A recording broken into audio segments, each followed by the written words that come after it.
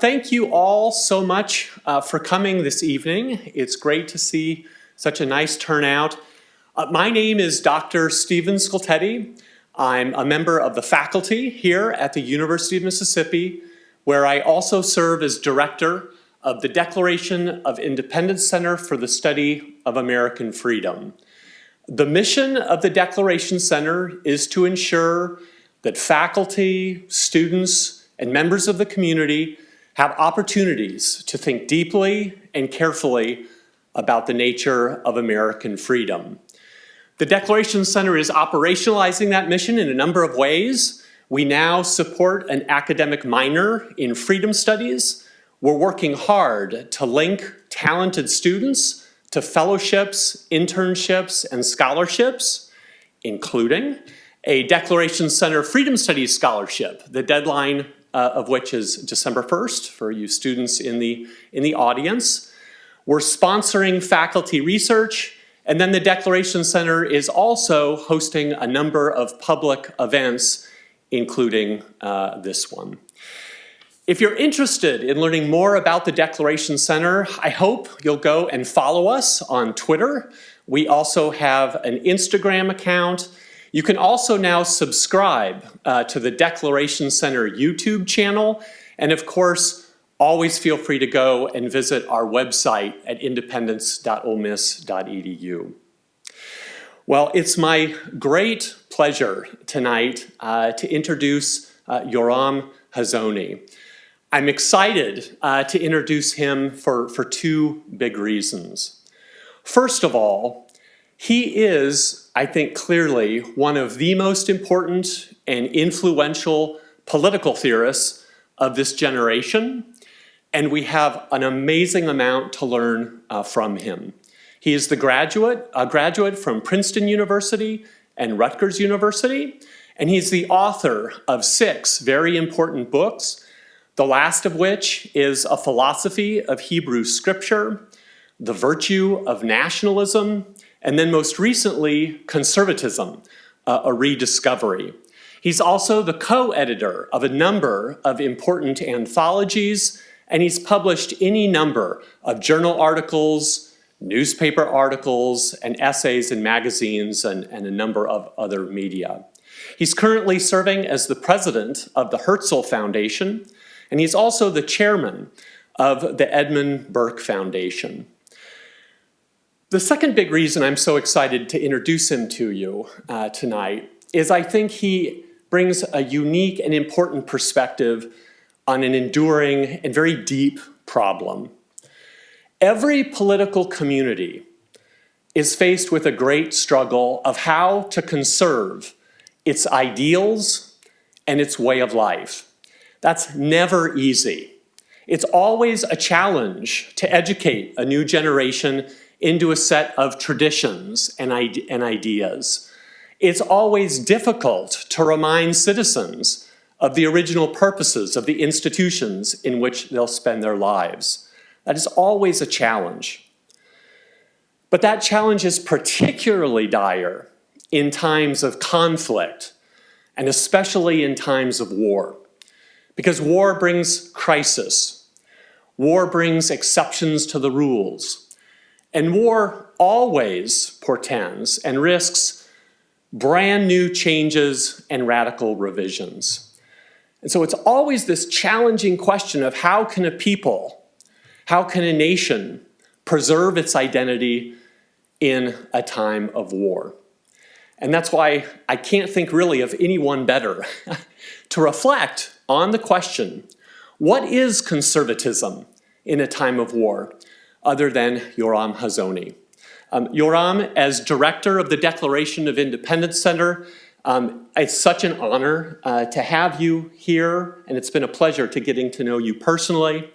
And now, if all of you here in the audience can help me in welcoming Yoram Hazony to the University of Mississippi.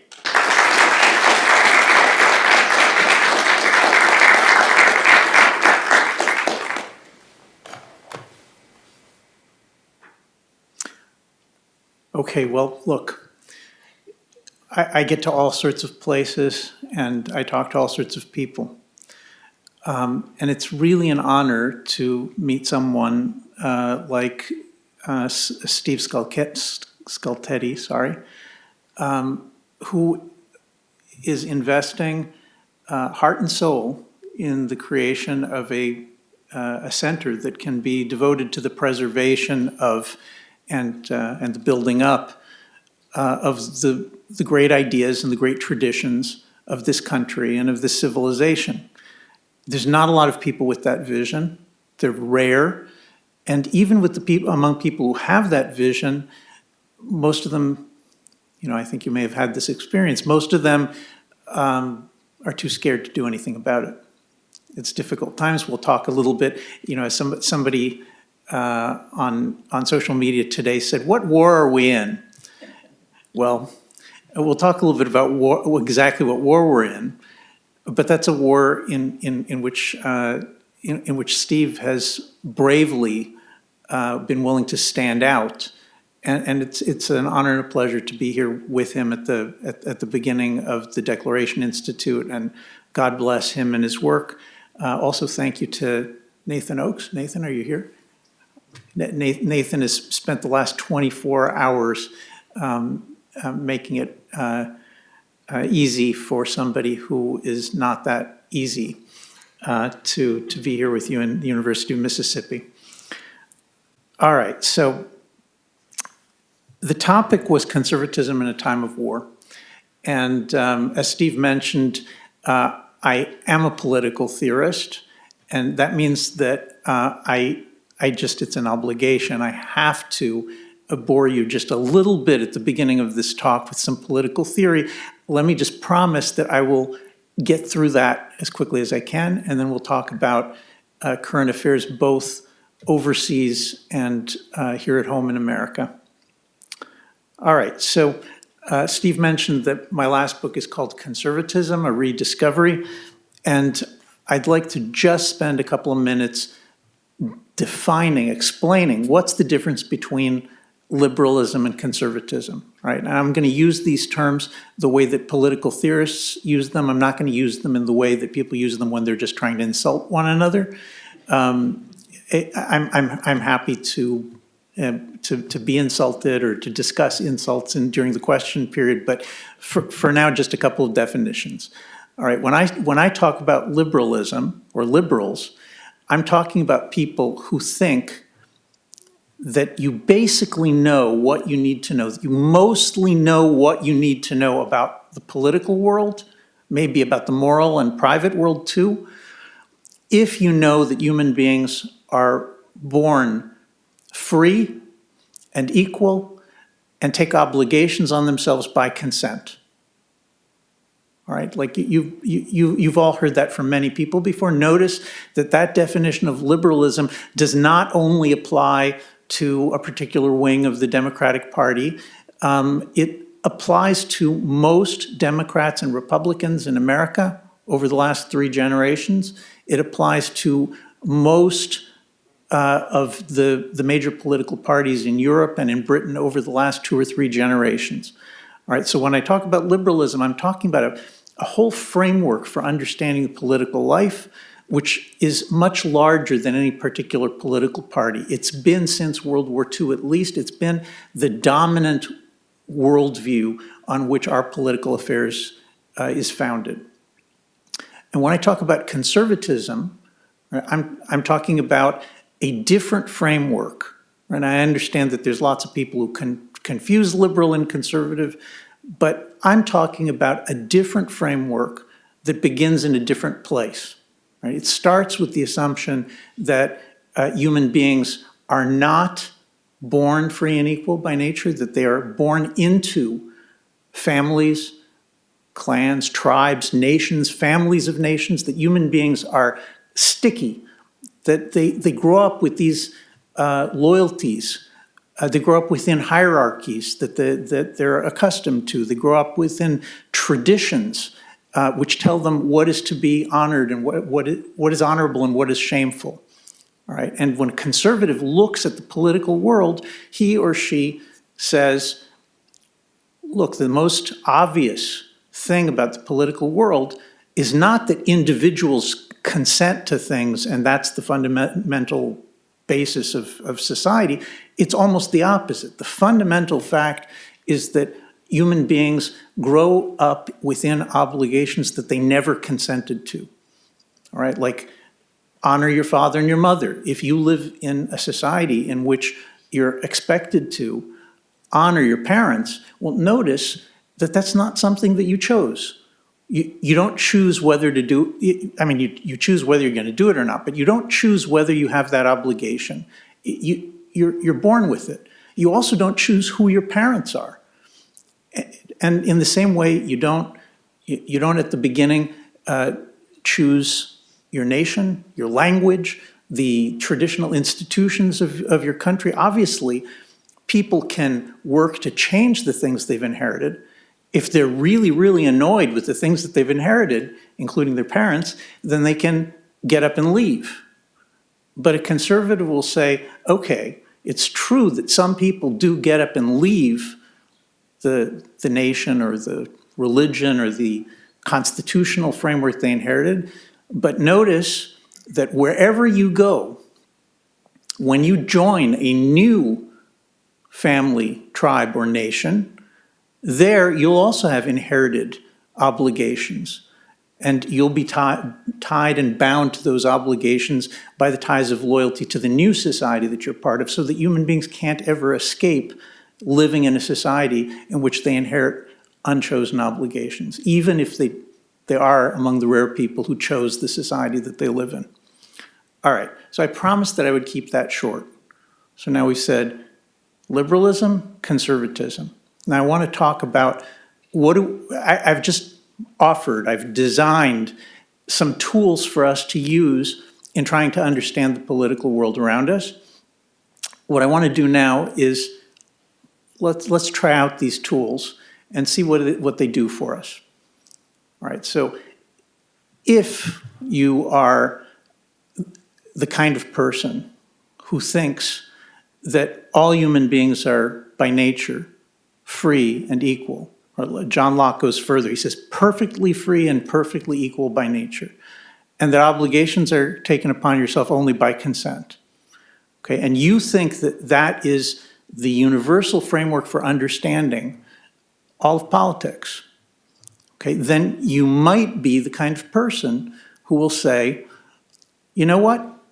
If all human beings are born perfectly free and perfectly equal, then I ought to be able to go anywhere, at any time, in any place in the world, any time in history.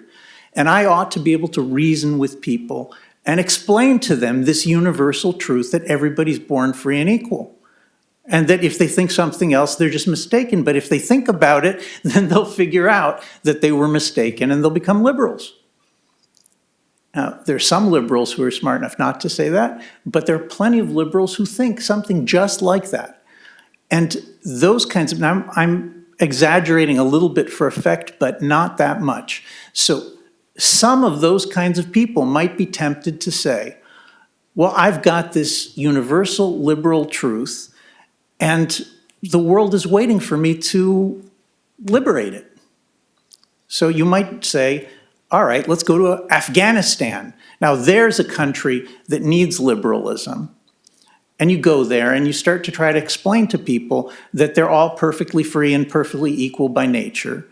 And you expect them to accept this. And if they don't accept it, then you might be tempted to work harder to get them to accept it, to invest money or force in order to try to get them to accept it. Now, here, liberals and conservatives have a big practical disagreement, because liberals think that, that liberalism is the only rational way to look at the world, so they assume that people will accept these ideas and embrace them and feel liberated, right? Serious liberal thinkers will tell you things like, look, in Afghanistan, they're enslaved. They're enslaved by their traditions. They're enslaved by their religion. The women are enslaved, and people who are not the heads of tribes are enslaved. Everybody's kind of enslaved. But if you teach them about equality and and personal liberty, then they'll be free. They'll be freed from that. And a conservative will say, you see, conservatives are always trying to, they're the big downers at the party. A conservative will say something like, don't you realize that all families compete with one another, and all tribes compete with one another, all nations compete with one another, and if you show up there, with your armed forces and start telling them how they should live, then they'll start competing with you.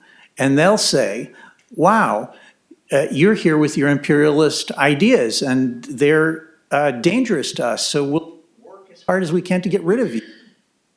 So this is a typical disagreement between liberals and conservatives, really about how the world works, about what it is that's possible to do with power, what it is that's possible to do with your ideas.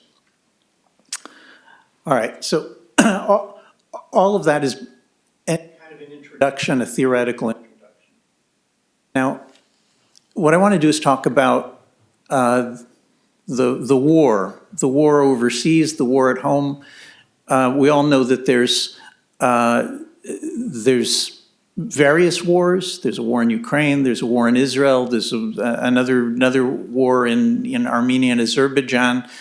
And it does seem like we're entering into a very, very dangerous period. There may be more wars coming. The United States and China, if you're a conservative, you'll look at it and you'll say, look, it's human nature. The Chinese don't want America to control the world or them, and they're going to do everything they can to make sure that that ends. And the Americans, well, they'll probably do whatever they need to do in order to make sure that American dominance continues. Right? So that conflict is more or less inevitable. A liberal will say, oh, come on.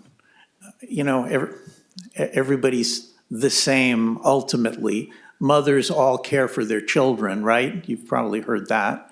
It's true. Mothers do all care for their children. And they'll tell you, look, you're being a fearmonger. We can all get along. All right, so here's where I think this actually, where the rubber meets the road.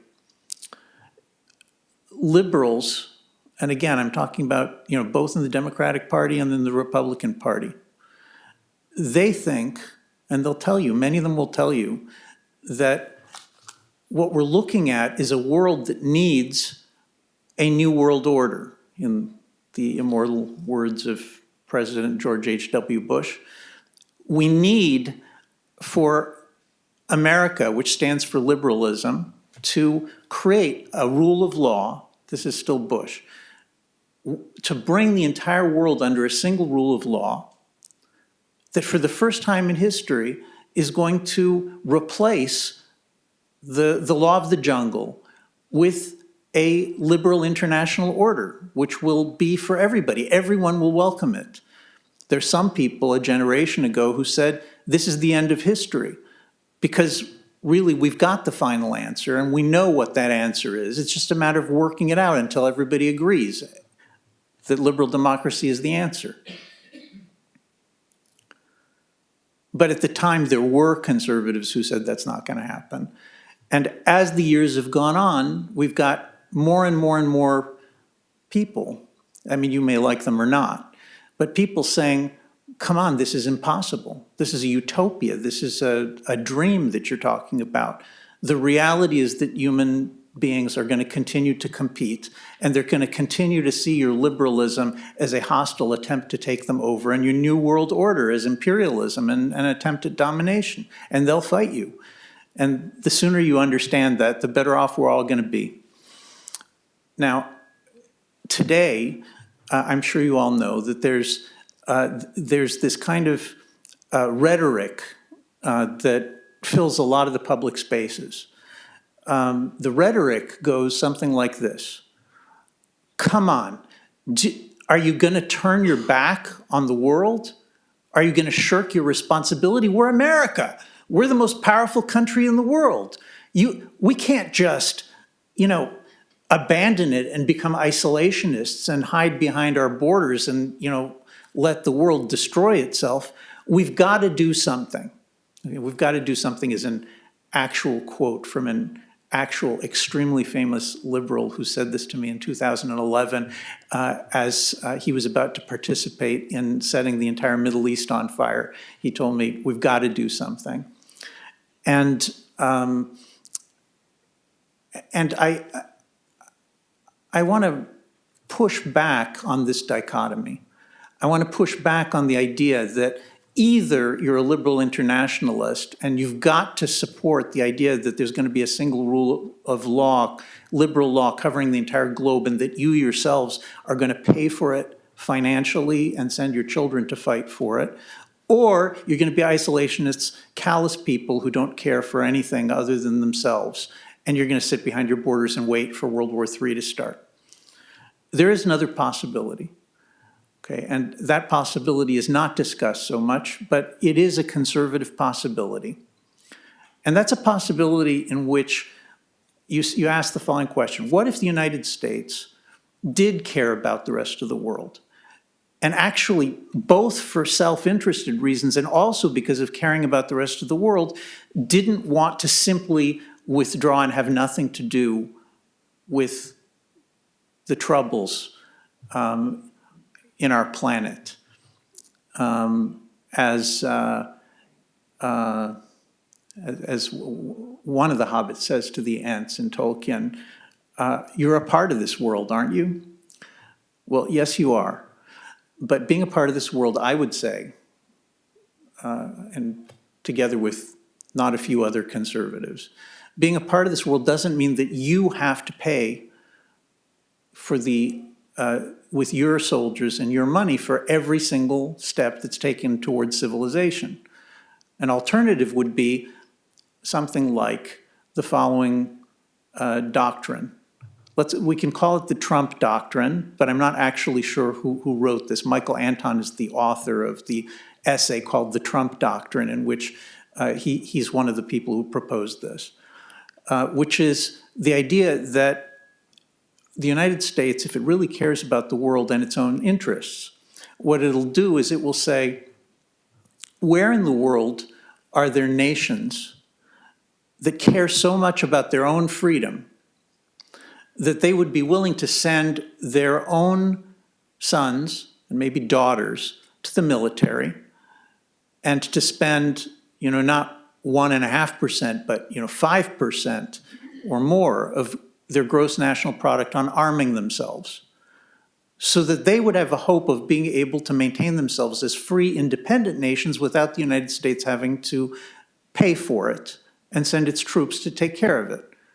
Right? So you could have a theory that would go, which countries are willing to do that? Maybe Britain would be willing, maybe Poland. Israel does send, I'm Israeli, Israel does send its sons and daughters. I have two sons right now fighting in the current war. We do send our sons and daughters, and we do spend more than 5% of gross national product. But people can say, come on, there's American aid, get off of that. All right, we can talk about that if you want. But in theory, Israel could be such a country. India could be a great democracy with a tremendous amount to offer the world. Australia, Japan, you can keep going. There's lots of countries that if America were interested, could be built up to be strong enough to mostly defend themselves. And then the United States would be able to spend a lot less money and a lot less of its the blood of its sons and daughters fighting in foreign wars.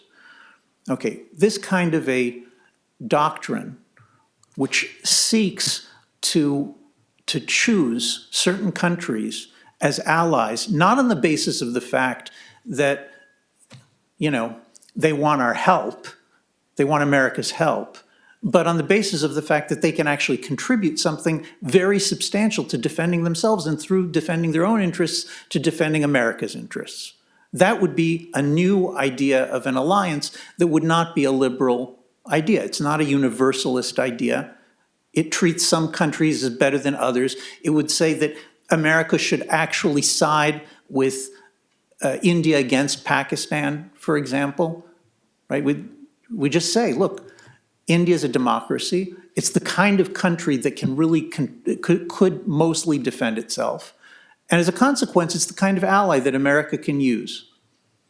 Right? By contrast, a country like Ukraine, I know a very sensitive topic, but just for the purpose of testing this out, a country like Ukraine, which turns to the United States and says, we're at war, so we want Article 5 status. We're at war, so we want to be part of NATO. What does that mean? That means we're at war, so we want you to send your troops in order to defend us. Right? I'm not arguing against Ukrainian independence, and I'm not arguing for Putin or Russia. But I'm saying that there is a difference between a country like India that has no interest in American troops defending its borders and a country like Ukraine, which is very interested in America defending its borders.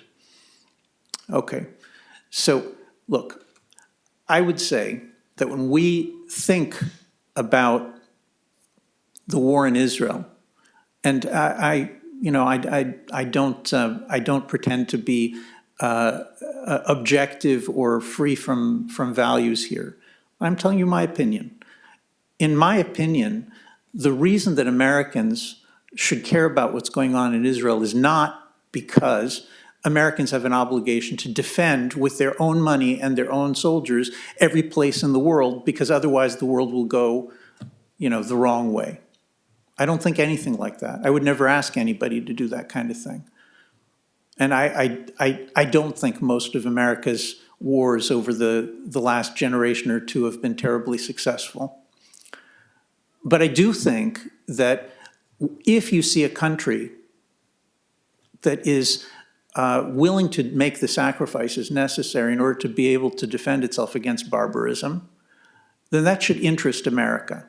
I think that Americans should feel a certain brotherhood and affection, even to a country like India, which doesn't share America's, thousands of years of America's cultural inheritance. But I think that should interest America. What kind of things should America do in this kind of a war situation? Well, here's an example from history that I think it always made sense to me. In the Falklands War in 1983, President Reagan made the decision that he was going to back Margaret Thatcher in this crazy idea of sending a flotilla of British ships 8,000 miles across the ocean to fight the Argentines who had taken over the Falkland Islands. Okay, now Reagan could easily have sent American forces to conquer the Falklands and, kept it for America or given it to Britain. There was no stopping it. If America is the world's policeman, then America could easily have just solved that problem with its own troops. But Reagan didn't like sending American forces to the other side of the planet. There's some kind of strange historical distortion for people who, mostly people who I guess weren't alive at the time, who think that Ronald Reagan was some kind of a liberal internationalist and wanted to take over the whole world by force to advance American ideas, but it wasn't so. When the Falklands were invaded, Reagan's most important mission as the President of the United States was to build up Britain as an proud and independent power that could defend its own interests, right? His interest was not for Britain to be weak, which is what would have happened if America had solved Britain's problems. His interest was for Britain to be strong, to be independent, and therefore capable of being an ally, a real ally that brings something to the table. He wanted Thatcher to be strong. And so he supported the war. How did he support the war? Well, there are logistical issues. Providing munitions in a time of war is always a problem. Almost no country has the capacity to manufacture all of the bombs and bullets it needs. And there's diplomatic issues. Reagan had to defend Britain in the court of world opinion, at the United Nations and in the media. But the assistance that Reagan gave to Thatcher was not in the realm of sending Americans to fight, and it wasn't in the realm of money either. What Reagan got out of the Falklands War, out of the British victory, was nobody created Margaret Thatcher other than God, but he took a woman whose potential he saw and he made her a towering world leader by supporting her, not by replacing her, but by supporting her. Right? And the same thing is true for Britain. Britain regained its self-confidence. All right, it's lost it again, but it's still possible for it to be regained. We'll see.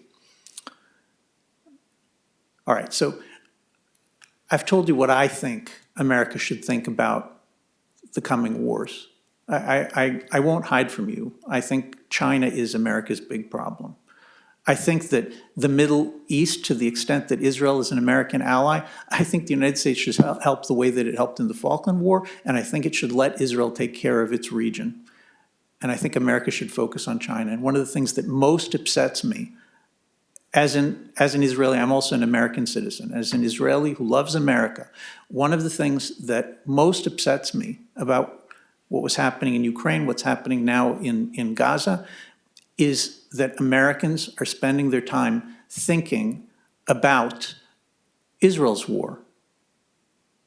Right? Now, I'm not saying it's none of your business. It's your business. You have a perfect right to be concerned about what Israel does. But I'm saying it's a misallocation of resources. America has one fundamental central job to do, and that's to deal with China. And America is not dealing with China. And so it hurts me. It did throughout the entire Ukraine operation, the entire 2 years of the Ukraine war, that Americans are sitting and thinking. They're sitting and spending their time thinking about which weapons to send to which front and which battles and how to plan them and how to advance them. They've got Americans in Washington, they have their minds in the Ukraine. And now they're putting their minds into Israel.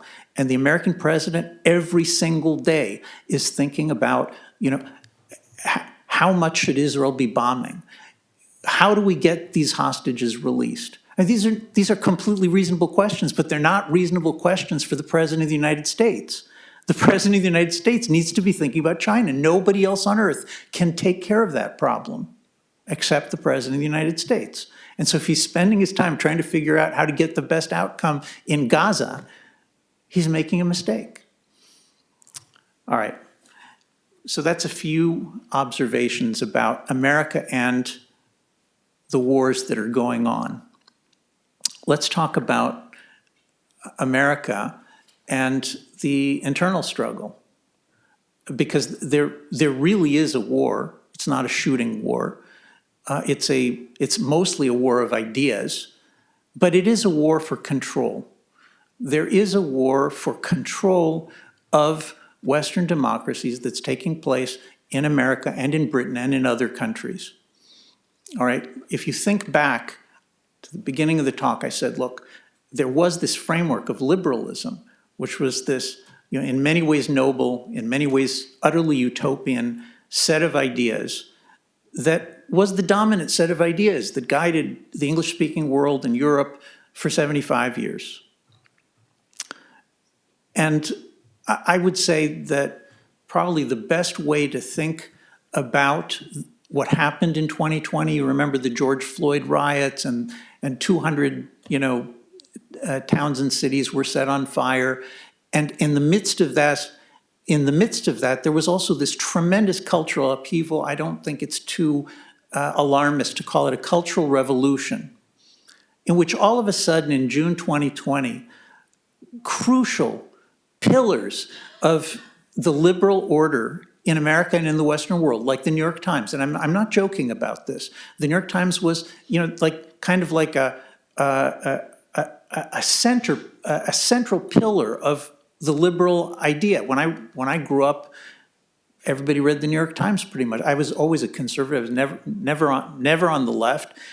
The New York Times was a liberal paper, but you could still trust it to a certain degree. In the year 2020, I think that trust completely ended. In the summer of 2020, there was a little revolution inside the New York Times. If those of you remember, there was a Republican senator, Senator Cotton, who wanted to publish an op-ed about using the military to put down some of the riots of that summer, and there was a revolt of the younger generation of reporters and staff at the New York Times, and that revolt was successful.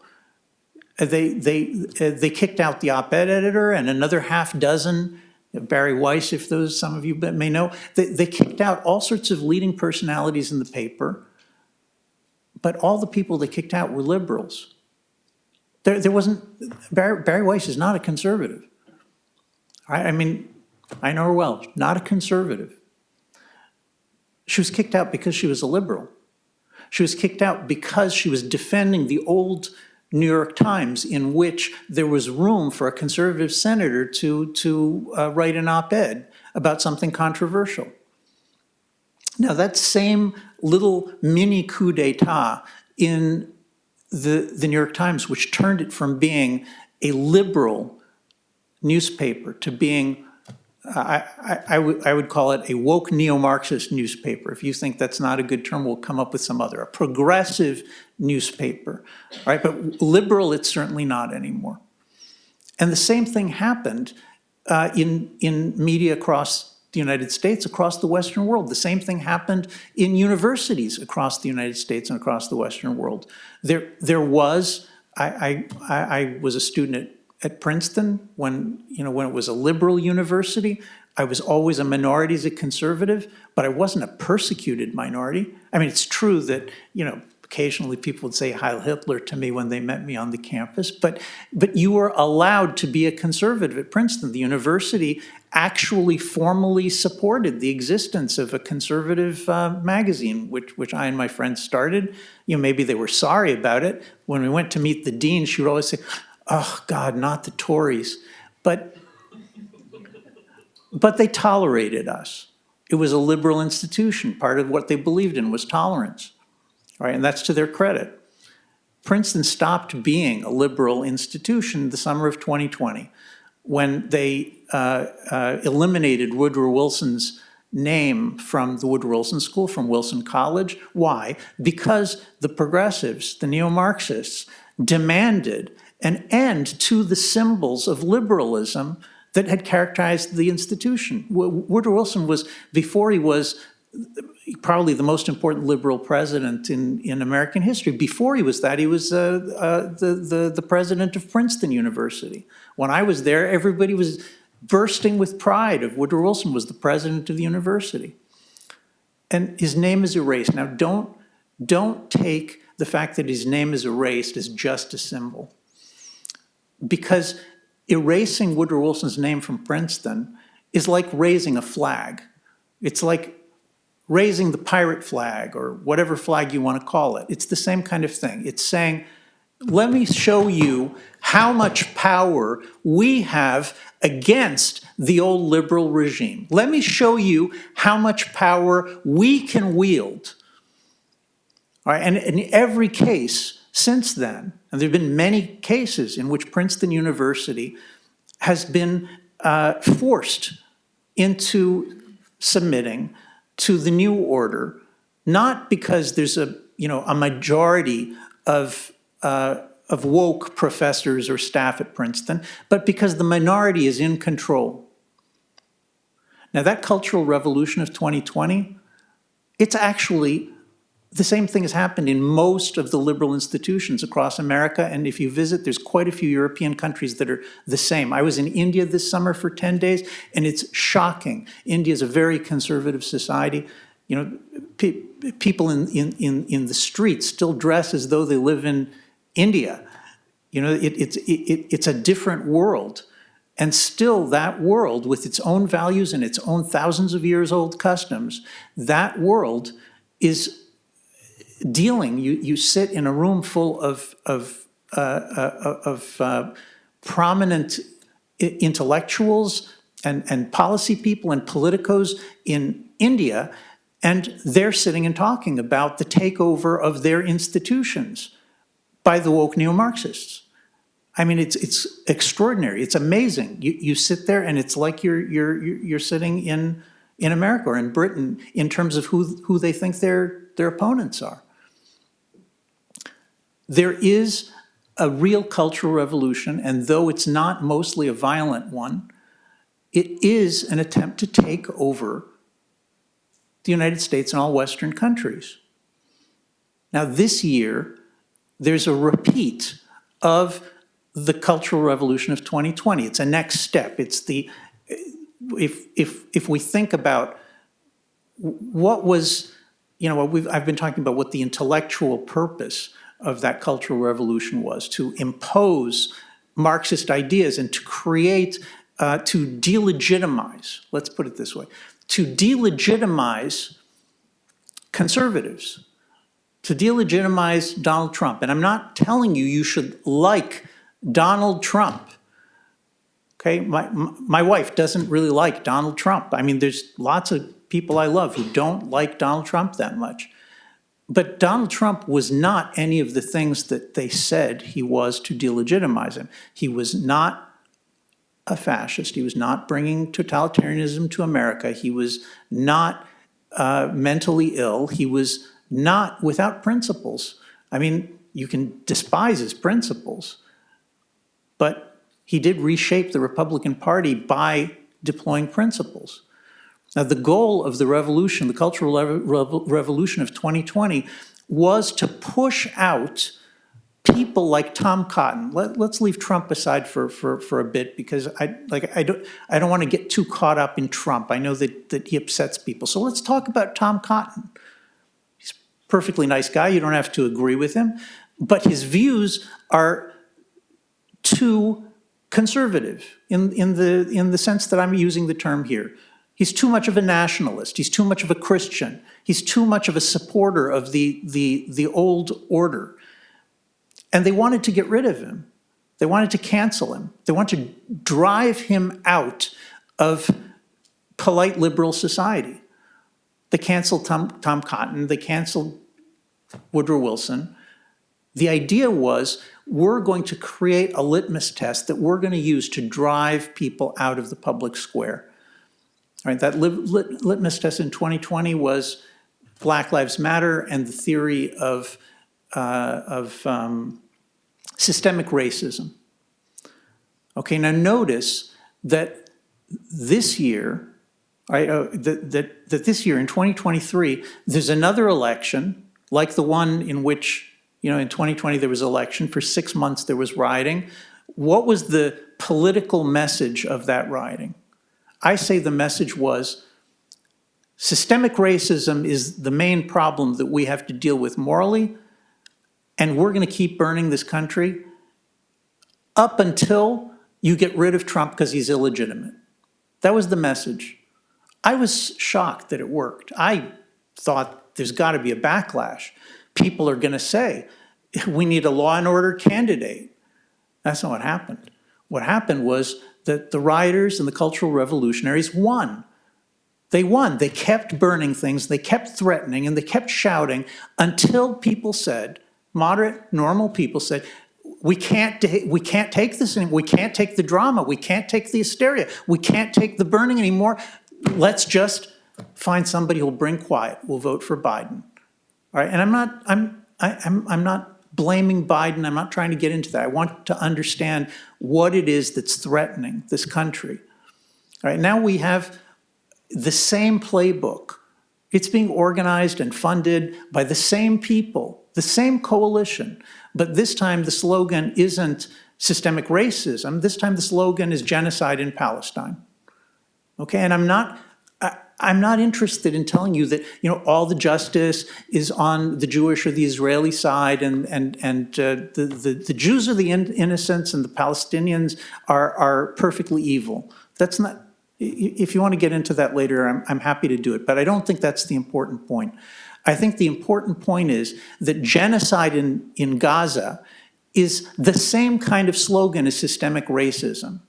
It's taking a tiny grain of truth and turning it into the world's biggest nightmare.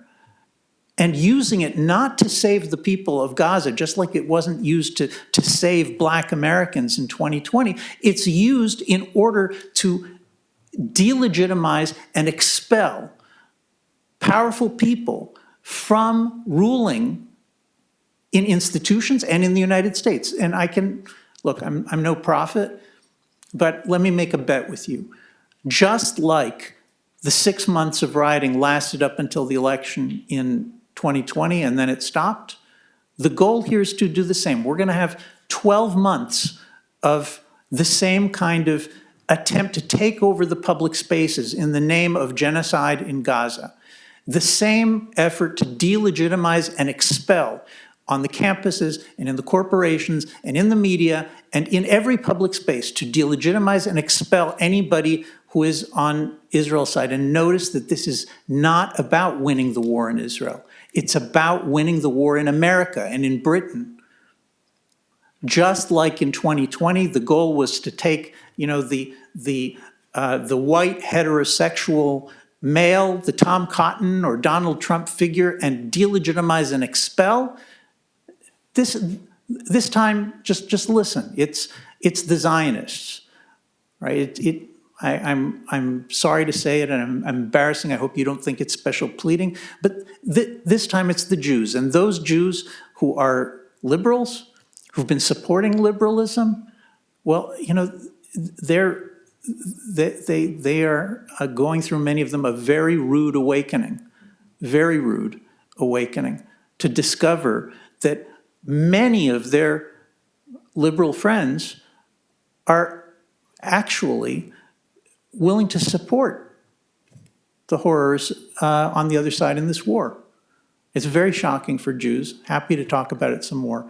But the important point here is not the Jews. The important point is, step by step, delegitimize and expel everybody who has enough power to be able to maintain the old liberal regime anywhere in America. I mean, I think it's already on the ropes. All right. So I talked about the wars overseas, and I've described to you primarily a cultural war, but it's very much a political war for changing the regime in America. When I say changing the regime, again, I don't mean to be alarmist about it. I think it's literally true that the old liberal regime is being destroyed in front of our eyes. It's already, in many respects, already gone. And it's scary. Now, I don't mean to, leave you with this kind of, like, the world is falling, the sky, there's an old Jewish tradition. It goes back to the prophets in the Bible. You may notice, if you study Old Testament, that the Jewish prophets, they have this kind of a moral about their speeches, about their rhetoric. They spend a lot of time talking about how awful everything is and how awful everything is about to be because of all the evils around them.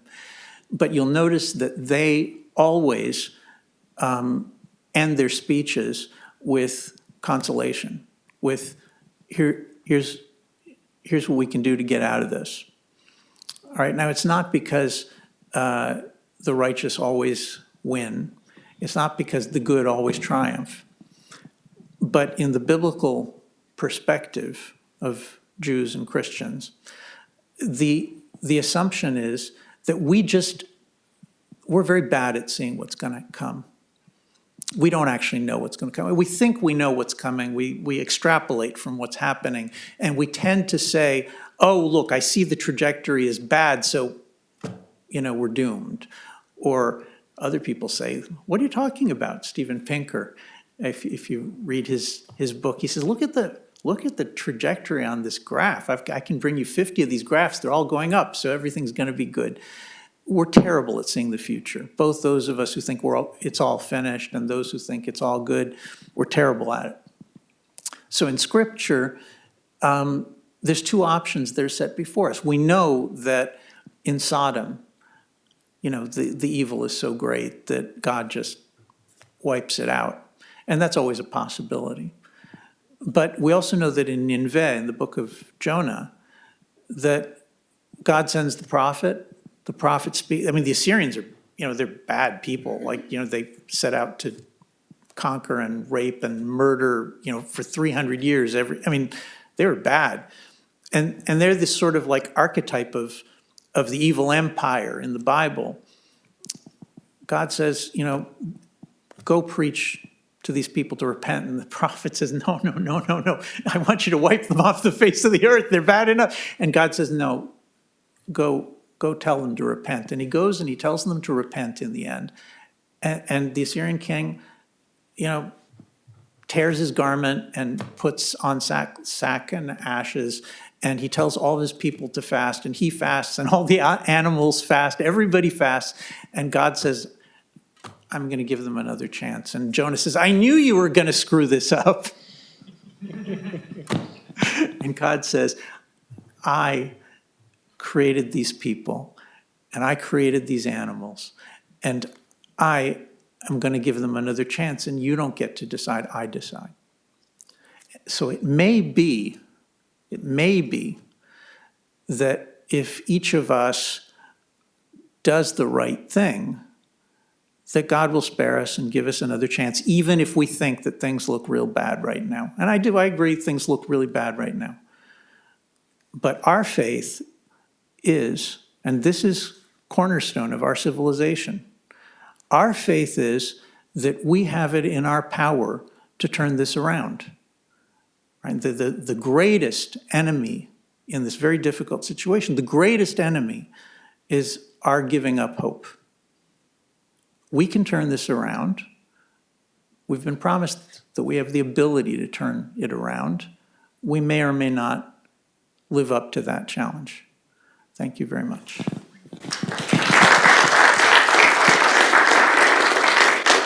Right, well, thank you so much. If you have a question, go ahead and raise your hand, and then I'll bring the microphone to you. Anyone want to get us started? All right, we've got...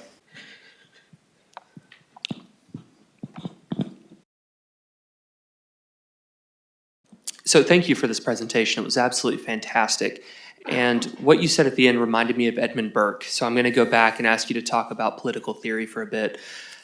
And I know you can get through it fast too, it's fine.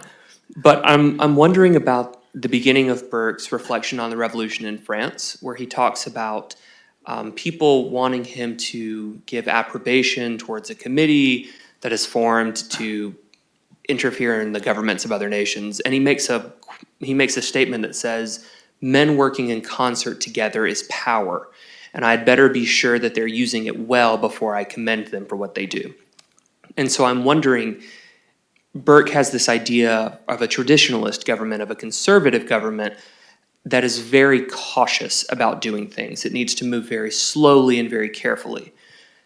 And yet I think there's a genuine and good moral impulse that says something like, if I see a problem, I should help as I can. And so I'm wondering how we reconcile that very good human impulse that I think we all share with the vision you've laid out of a conservative government where we cautiously move in line with our traditional principles, and if we do change, we do it slowly, because those two things seem very much at odds to me, and I don't know how the conservative view would accommodate that impulse, that do something impulse. Right, very good. All right, let's start with an important misunderstanding. Please don't get offended. Almost everybody gets this wrong. It's a misunderstanding, common misunderstanding of Burke and of the conservative tradition that he represents, to say that he thinks change should come about slowly.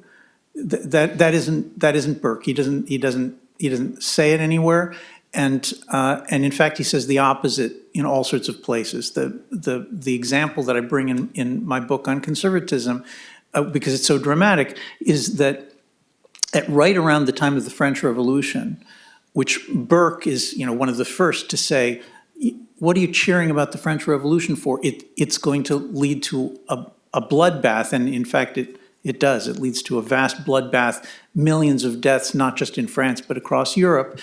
But at almost the same time, there's a revolution in Poland that Burke writes about, not in Reflections on the Revolution in France, but in the follow-up. It's like a little book, which is called Appeal from the New Whigs to the Old. And in that book, he talks about the Polish Revolution. And he praises the Polish Revolution. Now, why does he praise it? It also happened very quickly. The reason he praises it is because he believes that the Polish Revolution is taking a dysfunctional constitution and moving it towards functionality by making it more like the British Constitution, or the English Constitution, well, the British Constitution. And the French Revolution, he thinks is a horror because it's moving away from the British Constitution. By the way, John Adams had a very similar theory that the British Constitution approximates the best possible constitution. You know, we can agree or disagree, but he thinks that what's good about the British Constitution is that it is according to nature. It is an expression of what's good for people. And so if you are moving your Polish constitution from being a dysfunctional one that doesn't allow you to defend your people and care for them towards something more like the British model, he's in favor of it, even though the change is quick. And if you're moving away from it by destroying the good institutions, some of which he thinks existed in France that could have been repaired, then he's completely against it. All right, so that's about Burke. But let me just add a couple of words about conservatives in general. And Burke is a good representative. Conservatism is, as I said at the beginning, it's a view that has constant competition among the different families and tribes of each nation, and then among nations and among families of nations. And that competition means that if you have something that's working, there's always going to be people who are trying to tear it down and change it, to weaken you and to get things that are to be more like what they want and less like what exists. I mean, there's this constant effort to bring about decay. And we could almost say that, it's just beyond human beings, that all human things decay. We can even go further and say that all things that are of this world decay. And the question is, what is the conservative supposed to do if he or she wants to conserve something, if the nature of all things is to wind down, all good things run down? All right, that's Burke's belief. That's the belief of the entire tradition that he represents. What are you supposed to do? And the key is not the maintenance of everything just the way it is, because that's impossible. Rather, what Burke is arguing for is when, and this is said beautifully by John Selden, who is the greatest British English common lawyer and political theorist of the generation before the English Revolution. So it's about 150 years before Burke. And he says that the key is in the restoration. The key is in seeing how things are running down, because you've taken a wrong turn, and people always take wrong turns. Human beings always make mistakes. So you've taken a wrong turn. The key is, says Selden, to see that you've made a terrible mistake, and to go back to the last point where it seems like things are working, and to restore as well as you can what there was that was working from that point. Burke says the same thing explicitly. So what's an example? An example is the English Revolution, which destroyed the English Constitution, went through, much like the French Revolution, went through a series of constitutions, one after the other, which, completely failed. And then after 20 years of bedlam and bloodshed and disorder, The English Parliament, Matthew Hale, student of Selden's, proposes the restoration of the kingdom, of the kingship, of the monarchy. That's a restoration. You say, look, we took a wrong turn. We're going to bring back the old thing that worked. It's never going to be exactly the same. And it wasn't. Another example, which I think is especially important here. People like to talk about the American founding. Okay, but actually, if you look closely at the American founding, there's the Revolution, the Declaration of Independence in 1776. And there's the Constitution, which is the restoration by the Conservative Party, called the Federalists, by Washington and his men, the restoration of very large parts of the English Constitution. Right? Why did they do that? Why didn't they, just design something completely new? Well, they did. They designed something completely new. It was called the Articles of the Confederation. It was one of those, newfangled liberal things on the basis of reason. It didn't work at all. After 11 years of being unable to field armies, unable to raise taxes, watching soldiers starving, revolution in Pennsylvania. After 11 years of that, Washington wrote to his friends and said, well, he actually started quite a bit earlier than that and said, we need something like the English Constitution. Right, Dick, other questions here?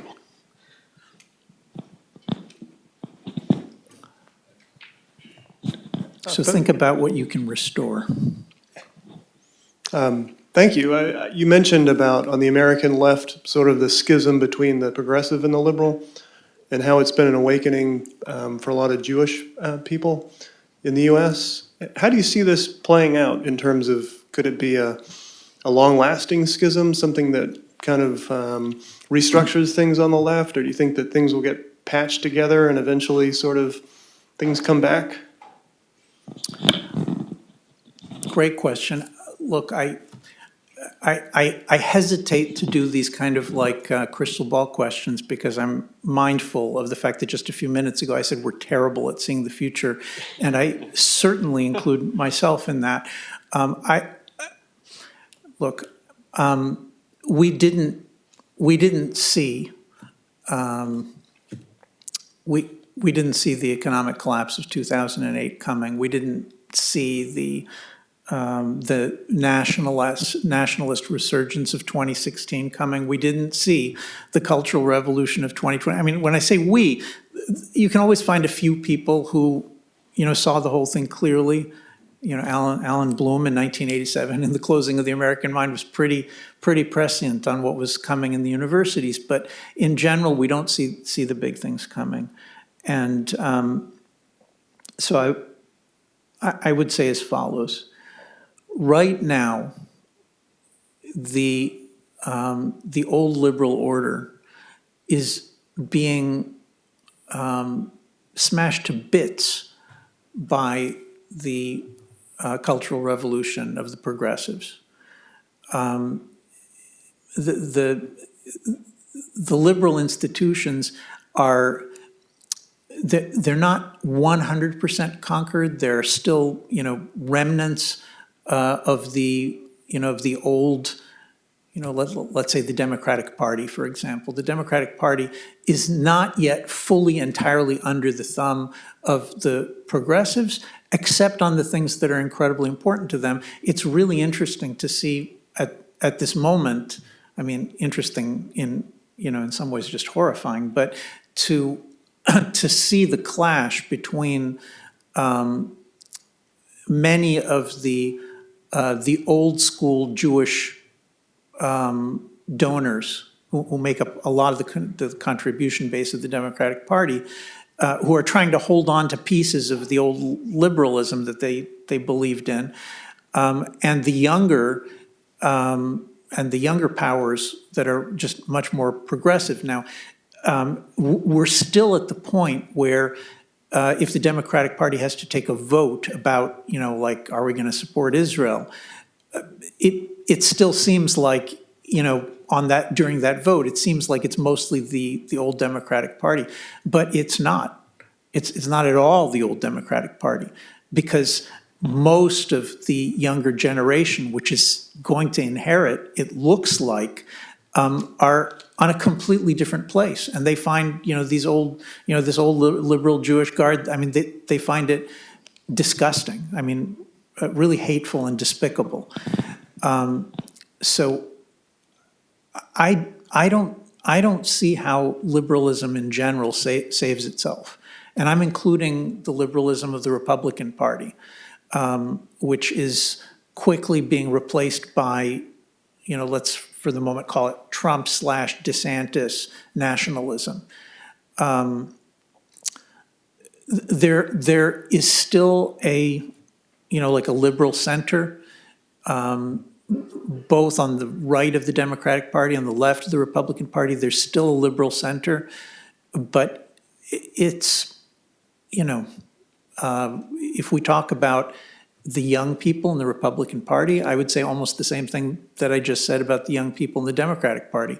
The young people in the Republican Party, if you're looking at people under 35, they are overwhelmingly nationalist. They are overwhelmingly critical of what it is that they've inherited from the Republican Party. So it's hard to see how liberalism gets out of this one. But we've got Barry Weiss fighting for it, and Steven Pinker, and they've still got some sway.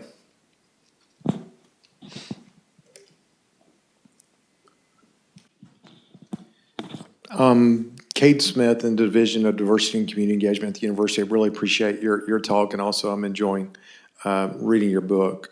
Couple of questions. One, you mentioned that in today's moment that's being sloganized around stopping genocide in Gaza, or genocide of Palestinian people, that it's the same book funded by the same people. I'm wondering who those people are, if you could dig into that a little bit. And then the other thing I would say is I'm of your generation. I consider myself a liberal universalist, sixth generation Mississippian. And while you were in Princeton, I was in Grenada, Mississippi. And the liberal hegemony was not evident in my family. My dad climbed light poles for a living. My grandfather was a segregationist sheriff. You can read about his work to perpetuate traditions that were in my family and our community.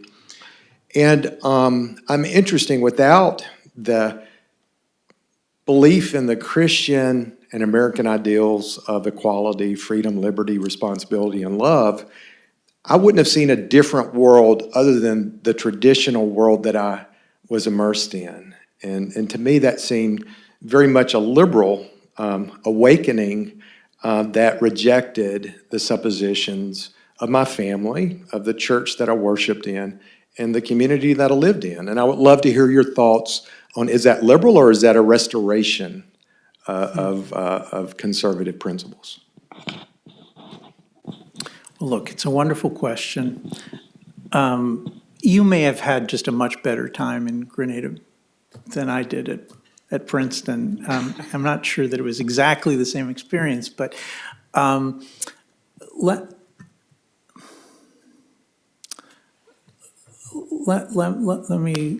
me say as follows. I think it takes. Now, I don't want to tell you, that that equality and love and mutual respect and the other things that you named, that that those aren't part of Christianity. They are. They are part of the Christian inheritance. But there's a certain view of what the Christian inheritance is that comes from the fact that all of us. My father was not a liberal. I mean, he just shuddered when liberal professors came on television. We had this every night in New York City. There was a debate on television between a liberal Jewish personality and a conservative Jewish personality, and my father would just go, react with just horror when the liberal Jewish personality came on to talk in these debates. So I don't think there was ever 5 minutes when I was a liberal, but all of us have grown up in a society in which, look, I'm no expert on what it was like in Mississippi, but I think that almost every place in America by the time you and I were growing up, there was a tremendous penetration of liberal ideas. And I think that we look at Christianity and Judaism to a significant degree from that perspective. Now, that's not the only thing those are not the only things that there are in Christianity and Judaism. Neither, no biblical religion can be reduced to liberalism. I'm not saying there are no liberal elements. I mean, just an obvious example. If we're all descended from Adam and Eve, and they were created, and Adam was created in God's image, then that seems to mean that all of us are created in God's image, and that's the Christian tradition and the Jewish tradition, and that is the basis for political egalitarianism. But it's just not the only thing in our inheritance, and I'm not suggesting that we embrace every single thing that Christians did or that Jews did. I mean, neither do Selden or Burke. No conservative says we simply have to, blindly accept everything that came from the past. Selden writes, with contempt of people who think that everything that's traditional has to be seen as good. He says, that people, there are these accretions that are added to the tradition by foolish men, and we're supposed to, carry them around from generation to generation like luggage. And he says, no. So I'm not defending a blind acceptance of everything, but I do think that there's a reason that Scripture is so detested, is treated with such contempt in society today. Right? I won't venture into talking about the New Testament at the moment. Let me focus on something that I actually know something about the Old Testament. The hatred, horror, disgust, contempt of the Bible, of the Old Testament, is because the Old Testament is the most politically incorrect thing that has ever been written.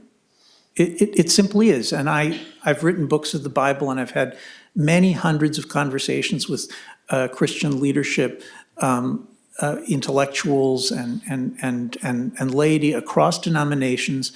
And what they say to me, like the average conversation, usually it's initiated by them. Somebody heard of my book, they write to me. The average conversation goes something like this. I'm turning to you because you seem to know something about the Old Testament. I want to tell you, I want to share with you that I know how to teach the gospel. That's what I was trained in. I know how to do that. What I don't know how to do is how to defend the Old Testament. And that's why I'm losing my congregation. That's why I'm losing my kids. Because people come to me with questions. They say, look, this obsession with the land, with a particular people, with borders, the horrific warfare, the jealous God, the hierarchicalism, the chosen people, the treatment of women, the treatment of gays. You could just go on and on and on. The Old Testament is simply undigestible by liberal society. Now, I'm not telling you that you should, simply just, take every passage in the Old Testament and say, let's imitate that. The Bible doesn't work that way. The Bible is often very critical of some of the things that it's presenting. But let's leave that aside. The Bible is not, no matter how you interpret it, the Bible, the Old Testament for sure, and I also think parts of the New Testament, is not digestible by liberal society. It is countercultural. It is absolutely politically incorrect. And it is not a coincidence that the great thinkers of the Enlightenment focused their fire on the Old Testament with the assumption that if they destroy the Old Testament, then they'll also bring Christianity down. All right? I mean, there's plenty of very famous thinkers for whom what I just said is a reasonable description. And so my answer, this is probably more the beginning of an answer than an actual answer, but my answer to you and to all of you is there are certainly things about liberal society that we should welcome as a gift. Okay, I'll give you my opinion. I doubt it's very controversial in this room. I think that Americans coming back from World War II, from a war against the atheistic, genocidal, racial horrors of the Second World War, came back and said, you know what, we want to end the persecution of blacks in America. I think that was a good thing. If you want to call me a liberal, go ahead. I don't think that's fair, but if you want to, go ahead. But a great deal of what was lost by the geniuses who engineered the elimination of God and Scripture from the schools and from public life in America after World War II, a great deal of what was lost is simply our moral compass, the ability of America and Britain and other countries to hand down the simplest understanding of what human nature is like, what human beings are like, what we need for our flourishing. This is a bit rhetorical, but humor me. It's from 1963 until, when God and prayer and Scripture were banned from America's schools, a step that I consider to be, just an astounding act of cultural vandalism engineered by the liberals. And by the way, these are not the flower children; these are their parents, not the hippies. Their parents, the people in the Congress and on the Supreme Court who engineered this vast act of self-righteous self-destruction of Christianity and by the way, also Judaism in America. That act is just 60 years from there until, very large portions of our leadership, political and intellectual, can't tell the difference between a man and a woman. I'm sorry, but that's the reality. If you like that change, I don't know what to tell you. But there's something desperately wrong with the act of vandalism, of destroying the foundations of public Christianity in America. And those foundations are not liberal foundations. Up until World War II, Americans, the American Supreme Court considered America to be a Christian nation, a Christian people. That's the American Supreme Court's inheritance. They said it over and over again.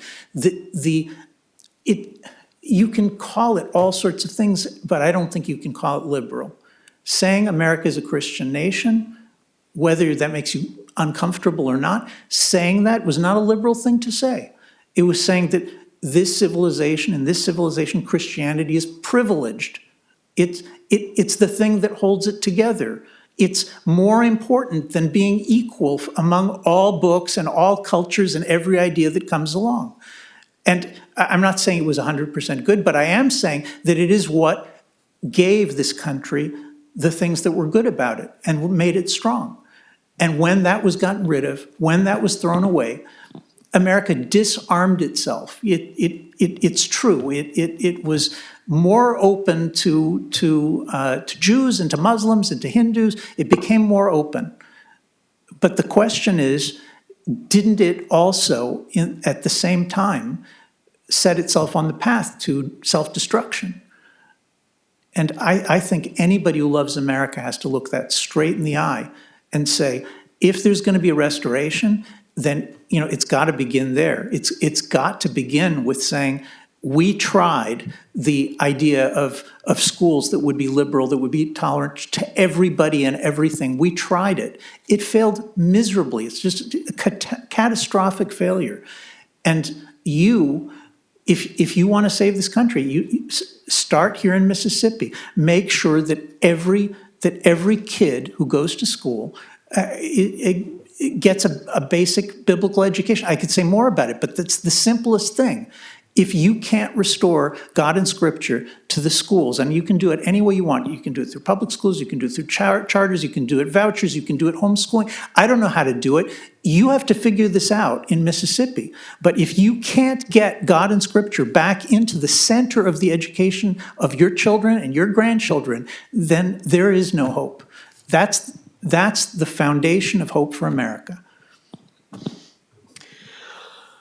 All right. Well, we've kind of come to the end of our time, unfortunately. But if you'd like to come and speak with Yoram Hazony afterward, I'm sure we can stay for a few minutes. But in the meantime, let's take a moment and just thank him for this incredible lecture and incredibly stimulating Q&A afterward. Thank you all so much.